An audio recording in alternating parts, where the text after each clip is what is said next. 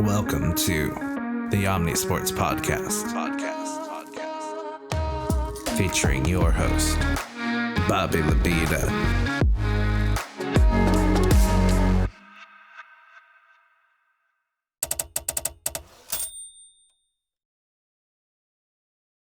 Hello and welcome back to another week of the Omni Sports NBA Podcast. I'm your host, Bobby Labita, back for another week of NBA playoff action. I hope you're as excited as I am. But before we get into that, I do want to apologize. Last week was the first time since the NBA season started that I missed an episode. The day of, I normally record on Sundays. I had to drive to Northern California because my high school speech and debate coach was getting inducted into the Hall of Fame for California speech and debate. And I got to give the speech on his behalf, the induction speech, which was a really cool once in a lifetime opportunity. So of course I took it. And then on the way back, I was like, I can't record. Next day I wasn't feeling great. And then the day I decided to record, a whole 2 days later, which was the latest I'd ever recorded a podcast, I changed my audio settings and none of it recorded. And so I decided it was fate saying, take a week off, bud. Take a week off.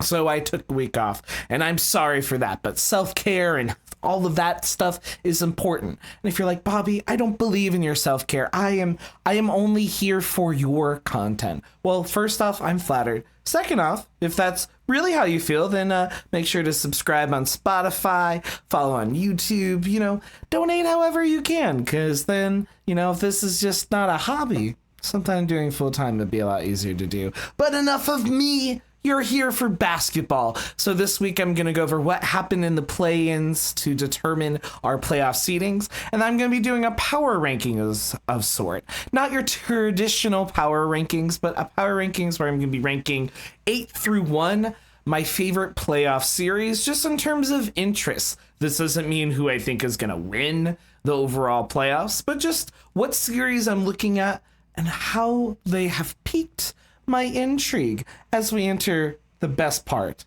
of the basketball season.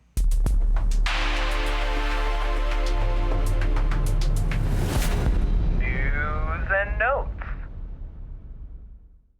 In this section of news and notes, first we're going to go over some injuries and then we're going to go over the results of the play-in. But before we do that, I forgot to say last second our sponsor for this week. And our sponsor for this week is the sweet taste of victory.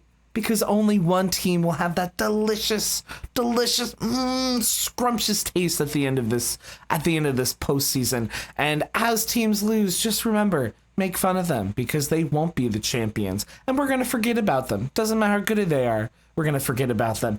If that's not a metaphor for life, I don't know what is. And I don't know if that truth is going to make me have an existential crisis.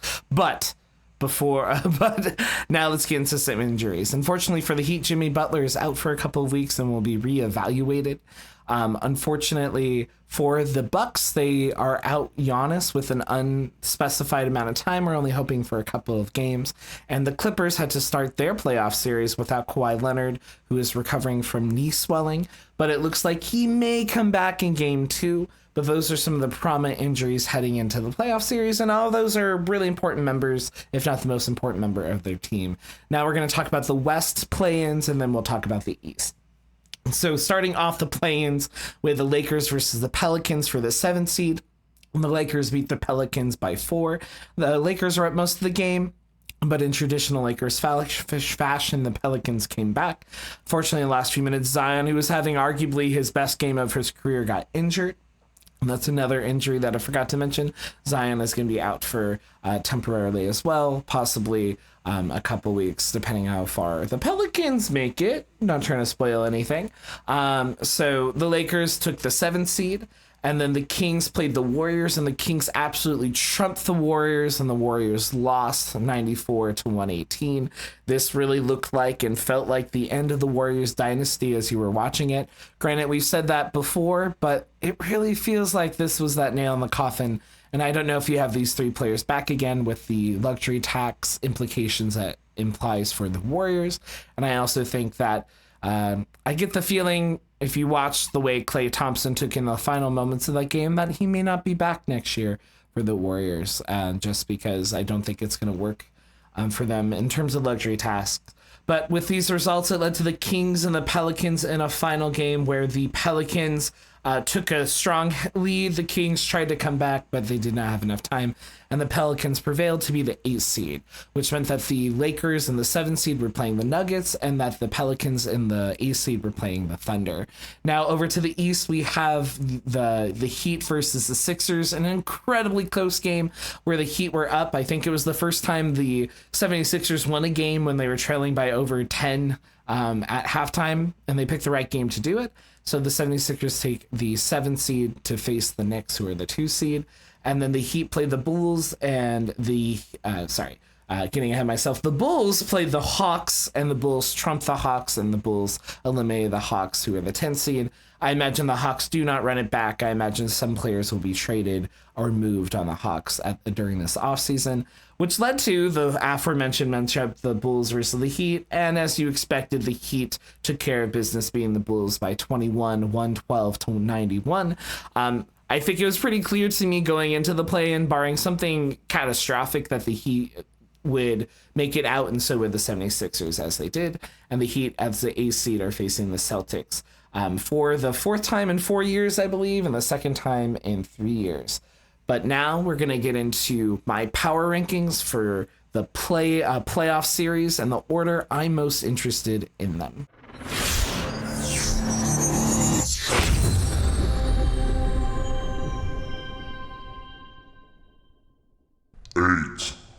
Number 8 in the playoff series I'm most interested in is the Cavs and Magic. Originally, this was higher up on my list.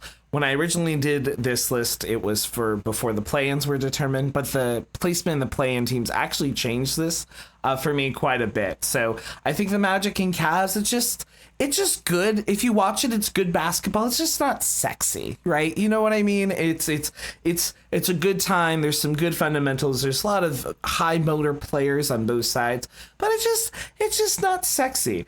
After one game, the Cavs are up 1-0. They beat the Magic 97 to 83, and what was kind of I was surprised. I really thought the game would be closer, but the Cavs are kind of in the position, the Magic are kind of in the position that the Cavs were in last year. Last year, the Cavs were the new, exciting young team in the playoffs, and we'll see how they do. And then they ended up losing to the Knicks in what felt like sort of experience overriding youth. And we might have the inverse of that this year for the Cavs, where the Cavs are actually the experienced team and the Magic are a less experienced team. Both teams getting below 100 points. And one thing that you should note as you start watching these playoff games is the scoring pace is going to be dramatically lower than it was during the school year. I'm a teacher. During the regularly scheduled season. So just note that. And typically, I think that would probably help a team like the Magic, who are really defensively focused, and also the Cavs are pretty good on defense. But I think the lights were a little too bright, an expression referencing what the Cavs said last year. I think it was Jared Allen who said that of the Cavs last year. I originally had thought the Magic would take this series. I still believe that, but I think this might be a series that goes 7 games. And if it does, maybe it won't be my 8th matchup, but who knows? We'll see. 7. And what is my 7th most interesting matchup? We have the Pacers and the Bucks. And I just want to say, honestly, all these matchups are super interesting. I think in a normal year, there would be like a very clear, like, oh, these are not exciting series, and it's kind of boring the first round. I really don't feel that way this year. But as the power rankings go, I would have to say number 7 again is the Bucks versus the Pacers. The reason that this is lower for me, honestly, this should probably be 8 over the Cavs and the Magic, but just for the potential spicy, tasty memes that might come from it, it had to get bumped up. Giannis was not there the first game, but that did not matter because Dame Lillard showed it was Dame time, and he scored 35 points in the first half, taking the Bucks to victory over the Pacers. Unfortunately, Halliburton had a terrible game. Hopefully he'll bounce back. And I'm just interested to see how this will go. It seemed like during the regular season, the Pacers matched up pretty well against the Bucks. I think the Bucks defensive scheme isn't what it used to, just because I think the players that are in that scheme are not the players that they used to be last year. I think the Bucks will still take this, considering they won 15 points without their best player. But I do think that it will not be all smooth sailing, especially with the Doc Rivers-led team, which very famously in 2008, when they won the chips, still went to went to 7 games in every playoff series. And given their talent, was a bit surprising. So I imagine this will go at least 6 games. 6. My 6th most interesting series, and I do recognize I have a West Coast bias. I'm going to keep that, a West Coast bias, because my least favorite matchups are all in the East, and my most interesting are in the West. But to be fair, I think the West is super spicy this very first round. But my 6th matchup is the Sixers versus the Knicks. This is really interesting. You have Jalen Brunson really being the forefront of the Knicks, without Julius Randle, carrying that team as he has done so and done well the whole year. Then you have the Sixers, who have Embiid back finally. However, it might take some time for them to gel. However, considering the 76ers were able to beat the Heat in a comeback victory, which you would not have pegged, I think also goes to show that the Sixers team is not the team of old, where they can make adjustments in the second half. But I still will give a slight edge to the Knicks in this series, and the Knicks won the first game 111-104. I think this will go six games as well, maybe 5, but I think the Knicks playoff experience with this group, the 76ers kind of trying to find their footing, I think will be too much for them to overcome. 5. My 5th most interesting playoff matchup is the Celtics versus the Heat. Originally, when I did my power rankings before the series came out, I had whatever the Celtics were playing as the 8th most interesting, not because I hate the Celtics, but because I thought that they would trounce whatever team they played. But then I saw they were facing the Heat, who, as I mentioned before, have played 4 times in the last 5 years in the playoffs, 2 times in the last 3 times. And last year, the Heat, who were the much lower seed, eliminated the Celtics. And I was like, that's interesting. Now, after one game, the Celtics absolutely trounced the Heat. But I think it's not unsurprising the Heat had a lot less rest because they had to play 2 games in the play-in. And the Celtics were just sitting and vibing. I think Eric Spoelstra makes some good adjustments, so I don't think this will be a sweep. However, I do think that this is the year that there's no more Heat magic, not the team, the Magic, but there's no more magic for the Heat. I think the Celtics will pull it off, and I think this will probably go 5 games.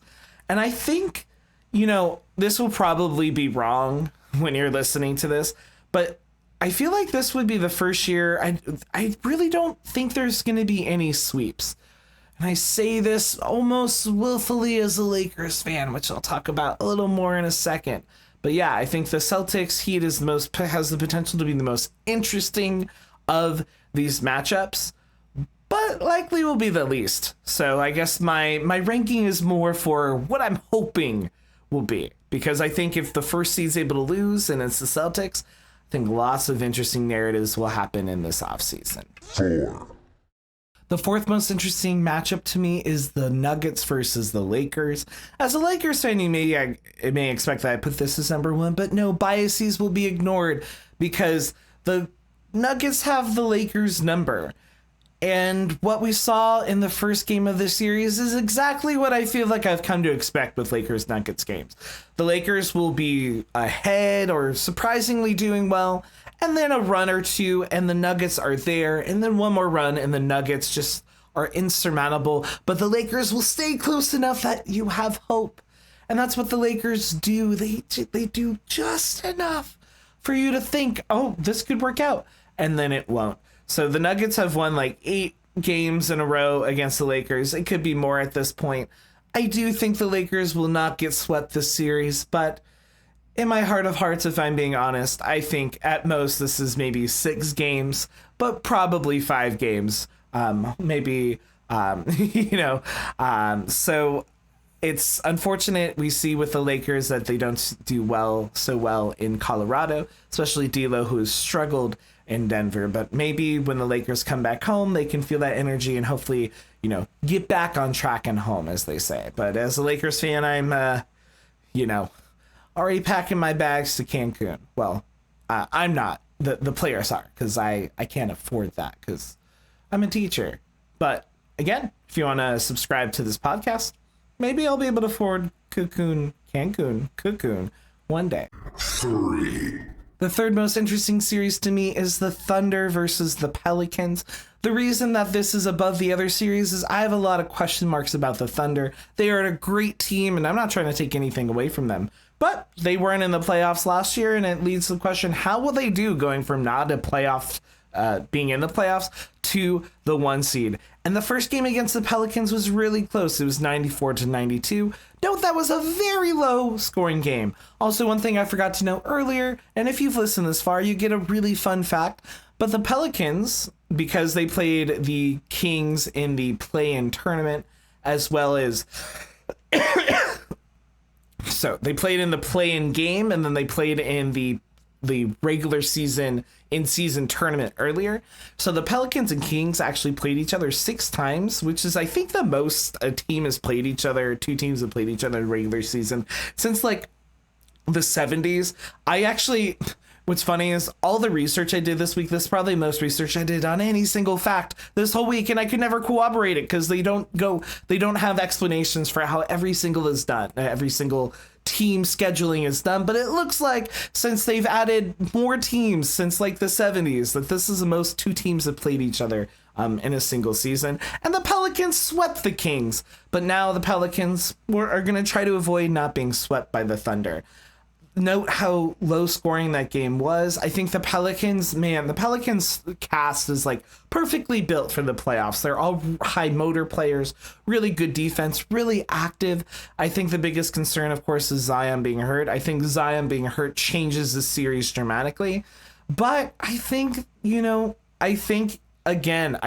1 seed is safe anymore in the NBA playoffs. I feel like we've seen that more recently. It's not just March Madness. I think it's also true of the NBA.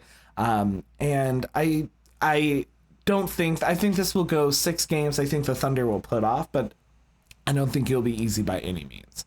2, The second most exciting matchup to me, which is probably different than a lot of people, I imagine most people would have this a lot lower, but I'm very much intrigued, is the Timberwolves versus the Suns. The Timberwolves absolutely smashed the Suns by 25 points in their first meeting, 120-95.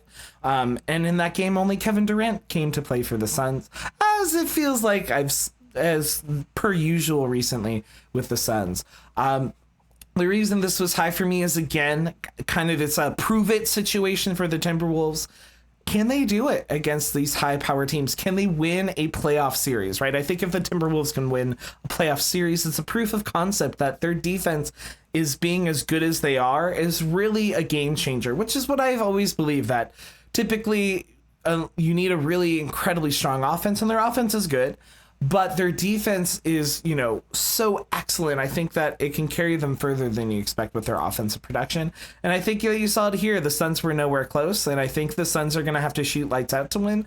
And I don't think they're going to. So I think this series will be decisive for the Timberwolves. And I think that has major implications going forward, because I think the Timberwolves, like the Thunder, are being slept on. And I think that they're going to surprise a lot of people. 1,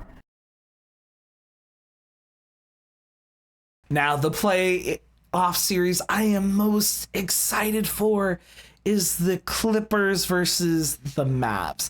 And the reason for this is that these 2 teams, it is Taylor Swift album week, have bad blood. It seems like they face each other in the playoffs, and there's always something dramatic that happens that's entertaining that you want to pay attention to. Now, without Kawhi Leonard, the Clippers were able to handily defeat the Mavericks 109-97. I think if you look at the box score, they were still positive with Luka on the court, but I think the Mavs got to figure it out. I think Derek Lively coming back from his injury is still not up to snuff, as he was the worst player in plus minus minutes for that game. But I don't think that this is going to be a sweep, even though Kawhi was gone. Him coming back into the lineup will help the Clippers a lot. But again, I still think you can have these virtuoso performances from Kyrie and Luka. And if I had to call any series going to 7 games, it would be this one. And watch me be wrong and this be the only sweep. But I think that you're in for a lot of dramatic basketball, and I think it has major implications for the rest of the playoffs for the West, because I think the Clippers are able to do this, right? It shows that this Clippers team with Harden is different than the Clippers teams we see in the past in the playoffs. And I think the same is true for them, for the Mavs.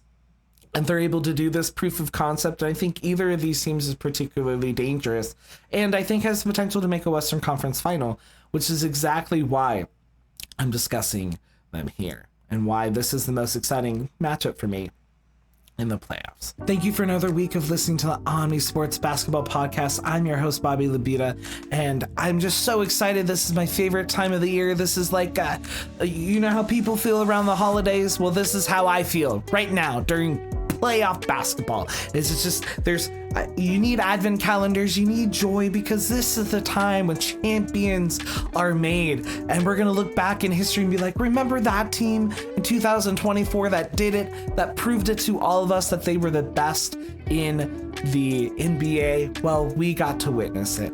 So thank you. Please, please, please, if you're enjoying this, share this with a friend, get them caught up, get them updated so they know what's going on. If you're interested in basketball, make sure especially to follow us wherever you get your podcasts, because we're going to be starting our baseball podcast soon. It's going to be audio only, and while we're figuring out those kinks, eventually it will turn into video, and then eventually it's going to turn into live video, where we can get you, the audience, to listen in.